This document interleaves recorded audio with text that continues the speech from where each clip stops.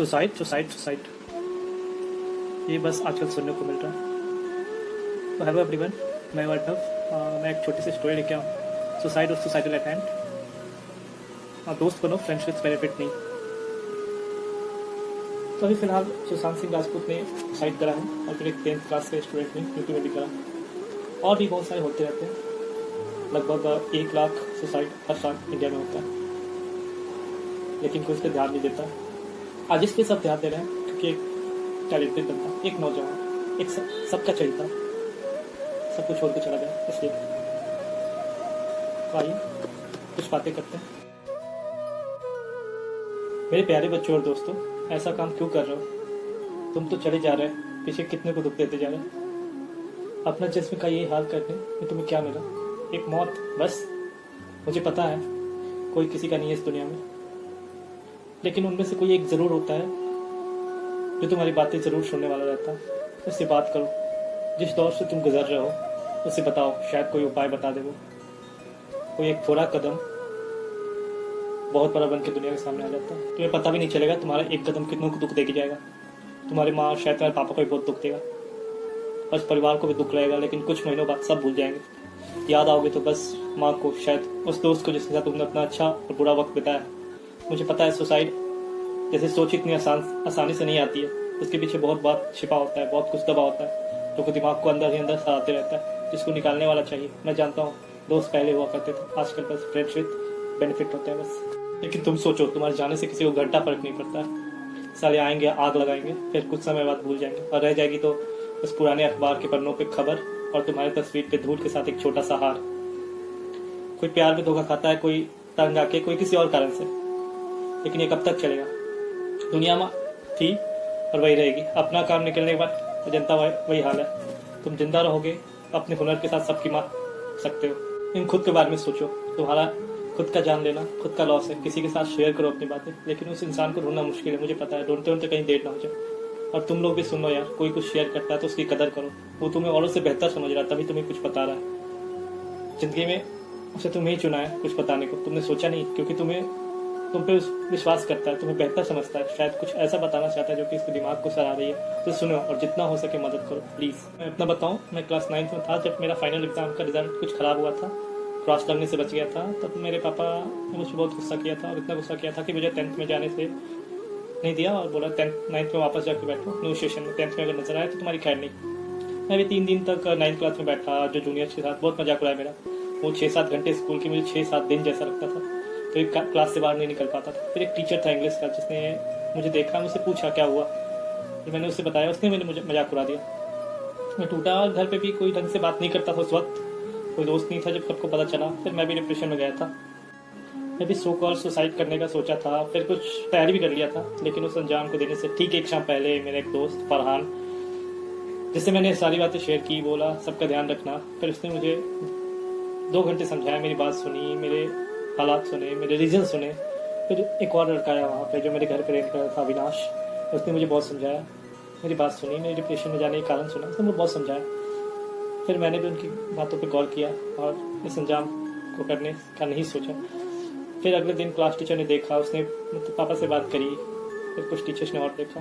फिर अगले दिन पापा ने मुझे बुलाया और बोले 10th में जाके बैठ सकते हो, और फिर मैंने उस अंजाम को करने से दिन रोक दिया खुद को। ये समझ आया कि कोई अपना नहीं है, सब अपना इज्जत पहले देखते हैं, भले किसी की जान चल जाए उसमें।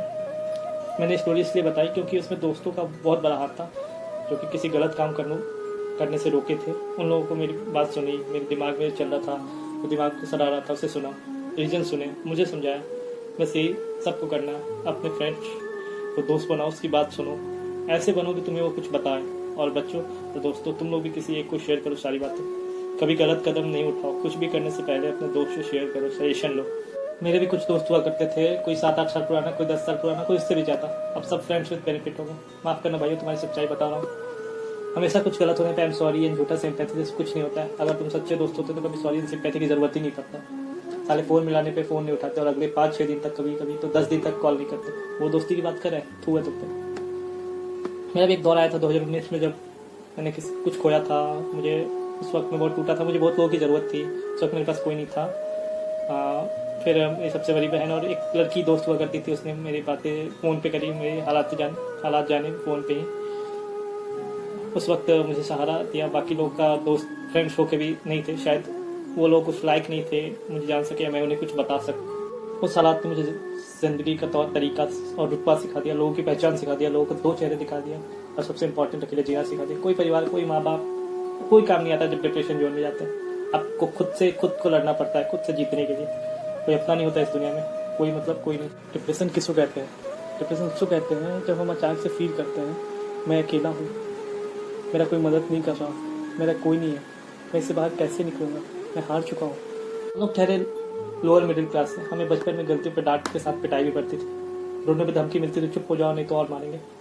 और साथ में कभी एग्जाम के बाद खुश होने पे, ज़्यादा खुश नहीं, रिजल्ट बाकी और रिजल्ट खराब आने पे समझाया नहीं जाता था, कुटाई होती थी। हमें घर के सामने खेलने के अलावा कहीं और नहीं जाना जाता क्योंकि दूसरे लोग से नहीं मिलना होता था। बचपन में उदास भी नहीं हो सकते थे, उदास होने पढ़ाई के बाद पहुंच जाती थी। कभी गुस्सा कर लो तो कुटाई होती थी, तमीज़ नहीं है। कभी हमें अपना इमोशन निकालने नहीं दिया, सब अंदर दबता गया और दिमाग में सटता गया। बड़े होने पर माँ बाप परिवार कहता है मुझे दोस्त समझो, सब शेयर करो। कैसे करें जब वक्त था तो आपने निकालने नहीं दिया, अब बहुत देर हो चुकी है और आप शायद उस बात को नहीं समझ पाएंगे उस मतलब से। तो यह आता है कभी किसी को पर्सनल शेयर करो तो सामने से आता है हमें इंटरेस्ट नहीं है। अबे साले हमने कौन सा पैदा किया है और तुम साले रोज 3-4 घंटे उसी में लगे रहते हो और कहते हो नहीं इंटरेस्ट है। और मुझे लिखना पसंद है और मुझे उतना अच्छा आता नहीं, अभी सीख रहा हूँ। और किसी को कुछ सुनाओ तो आता है, हमें ये सब समझ नहीं आता। भाई हमने कौन सा PhD करी है उसमें। कुछ दोस्त ऐसे हैं जो कहते हैं ये सब बकचोदी है, हम नहीं करेंगे एंड ऑल। हम लोग का यूनिक दोस्ती है सब लोग से अलग। अभी BC हमने कौन सा हीरा सोना पैदा करना है जो अलग है। मुझे अलग नहीं चाहिए, बस दोस्ती चाहिए, दोस्त जैसा चाहिए। सच पूछो तो आज के डेट में कोई मेरा दोस्त नहीं है, मतलब कोई नहीं। दोस्त समझ रहे हो ना, जिससे कुछ शेयर कर सकूँ। मैं भी सबके तरह इंसान हूँ, मेरे अंदर भी कुछ बड़ा, बस किसी ऐसे की ज़रूरत है जिसे कुछ बता सकूँ। और एक बात और, माँ बाप कभी दोस्त नहीं बन सकता है, वो माँ बाप ही रहेगा। हम जैसे मिडिल क्लास फैमिली में, मिडिल क्लास में लोग खुद की इज्जत के लिए किसी अपने झूठा बात बोल के बेइज्जती भी कर देते हैं। रीज़न मिडिल क्लास है ना। हमें कभी खुलने नहीं दिया गया। जब नया शहर गया तो किसी से बात करने में सोचना पड़ता था, लड़कियों से बात करना गलत समझता था, किसी को गलत पे गलत बोलने पर डांट करके चुप करा दिया जाता था। खुद की पिटाई से बचने के लिए कभी कभी झूठ भी बोलना पड़ता था। कहने को बेटा को बाप का जूता आ जाता है तो दोस्त बन जाता है, लेकिन मिडिल क्लास में ऐसा नहीं होता। बेटा दोस्त नहीं बन पाता, सब दबा रह जाता अंदर। ये सब मैंने अपनी बताई, लाखों लोग की ऐसी स्टोरी है। ये सब इसलिए लिखा गया कभी मैं ना रहा हूँ तो लोग इसे पढ़े और गलत काम करने से बचे, और जिनकी कुछ बातें हैं वो खुद समझे कि क्या किया उन लोगों ने। माँ बाप को तो नहीं बोल सकते, लेकिन दोस्तों किसी का दोस्त बन जाओ, अच्छे दोस्त बन जाओ, फिर यूनिक भी हो जाओगे। यूनिक कहने की जरूरत नहीं पड़ेगी। मैं वैसे कुछ हरकत करने वाला नहीं हूँ, लेकिन किसी और के कारण से ना रहा तो याद रखना ये बात। दोस्त बनो, किसी के उसका साथ दो, उसकी बात सुनो, समझाओ जरूरत पड़ने पे। और डिप्रेशन में है जो भी वो आप भी शेयर करो किसी से। आशा है आपने पूरा पढ़ा होगा। पूरी बात पढ़ने के लिए और सुनने के लिए धन्यवाद। किसी का दोस्त जरूरत, फ्रेंड्स विथ बेनिफिट नहीं, और यूनिक भी नहीं बनो, दोस्त बन जाओ, वही काफ़ी है।